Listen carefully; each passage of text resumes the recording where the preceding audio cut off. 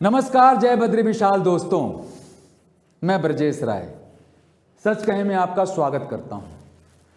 दोस्तों, आज मैंने थोड़ा सोचा कि देश की राजनीति के बारे में तो हम रोज बात करते हैं, आज बात करें कि क्या गठबंधन की राजनीति देश के लिए जरूरी है क्या। तो दोस्तों, पता नहीं क्यों मेरे मन में विचार आया। बाकी आप जनता जनार्दन उस पर अपनी प्रक्रिया व्यक्त करिएगा, मैं चाहता हूं जरूर बताएं हमें। लोकसभा चुनाव से पहले गठबंधन बना दोस्तों, गठबंधन बना, आप सबको मालूम है। गठबंधन के बाद बहुत करारी हार हुई बीजेपी की। करारी हार नहीं कह सकते, लेकिन बहुमत से बीजेपी दूर हो गई। लेकिन हुआ क्या दोस्तों, उसके बाद विधानसभा के चुनाव हुए, इंडिया गठबंधन बिल्कुल साइड में हो गया। यानी मतलब का गठबंधन, चाहे वो बीजेपी के साथ उनका गठबंधन हो, चाहे इंडिया गठबंधन हो, मुझे तो दोनों गठबंधन मतलब के लगे। और आप दोस्तों से अच्छा कौन जानता है। मैं बहुत संक्षेप में बात करूंगा आपसे, और बात यह करूंगा कि शरद पवार साहब उस समय कह रहे थे कि मोदी जी को हराना है, और आज वो गुण गाते हैं आरएसएस के। आरएसएस दोस्तों, बीच में मैं थोड़ा सा खुश हुआ था मोहन भागवत जी के बयान से कि उन्होंने कहा था कि मंदिर मस्जिद छोड़ो खोदना, क्योंकि उसमें कुछ नहीं रखा। कुछ नेता लोग अपनी राजनीति चपकाने के लिए ऐसा करते हैं।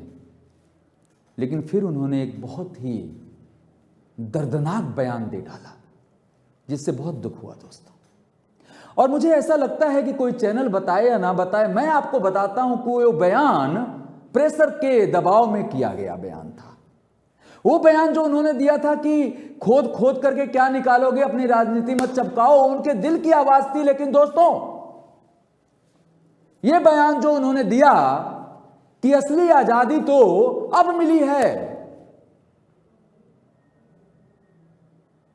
नहीं दोस्तों, असली आजादी अब नहीं मिली है।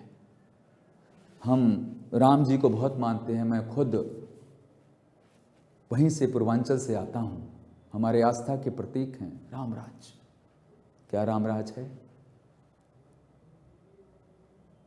मोदी जी कहा करते थे कि वो रामराज लेके आएंगे, महंगाई खत्म कर देंगे, जीएसटी को बहुत ही सिंपल बना देंगे, 15 लाख आपके खाते में पहुंच जाएंगे। क्या ये हुआ सब कुछ? नहीं हुआ दोस्तों। रामराज में लोगों की ये, मतलब क्या बताऊं, एक भ्रामिक चीज है कि लोग कहा करते हैं कि रामराज में हर जाति हर धर्म सुरक्षित था। अपने जनता की इतनी राम जी मानते थे कि उनके कहने पे अपनी पत्नी को छोड़ दिया, जंगल भेज दिया, अपने पिता की आज्ञा का पालन करते थे। और आप राजनीति चमकाने के लिए ऐसी बातें करते हैं। क्या हमारा देश आजाद हुआ तब राम जी को नहीं मानते थे लोग? तभी भी मानते थे, और तब ज्यादा मानते थे। राम जी दिलों में हैं, हमारे आस्था के प्रतीक हैं। आपके नहीं, हम सबके हैं। तकलीफ होती है मुझे, और आपको भी दोस्तों होनी चाहिए, क्योंकि आप जब पूजा करते हैं श्री राम की, श्री कृष्ण की, बद्रीनाथ जी की, तो आप मीडिया में नहीं जाके दिखाते। केजरीवाल जी हनुमान मंदिर में जाकर के संतों के लिए कुछ महीने का सैलरी के लिए एक प्रावधान करते हैं कि उनको एक दिया जाएगा। पहले एक अदर धर्म को उन्होंने दिया, तब याद क्यों नहीं आई? समान देते हैं ना सबको। बहुत तकलीफ की बात है दोस्तों। मेरी वेदना है कि आप कब समझेंगे, कब तक आप एंटरटेनमेंट के चक्कर में इन लोगों को देखते रहेंगे, जिनकी ना कोई भाषा है ना कोई मर्यादा है। दांत दिखाएंगे तो पूरा गुटके से भरा हुआ। नोट करते हैं आप, संस्कृति हमारे देश की क्या है?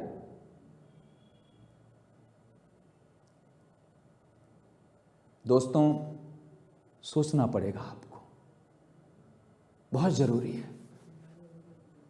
और मैं क्या बोलूं आपसे, मुझे तकलीफ हुई भागवत जी के बयान से, और बहुत तकलीफ हुई। ये देश को बांटने की बात है, नहीं होना चाहिए ऐसा। हमारा देश सारे धर्मों से बना हुआ एक बहुत ही सुंदर देश है। हिंदू, मुस्लिम, सिख, ईसाई, हर जाति के, हर धर्म के लोग एक साथ बड़े प्यार से रहते हैं। आप गांव में जाइए, आप शहर में जाइए, क्यों नफरत? प्यार बांटिए दोस्तों।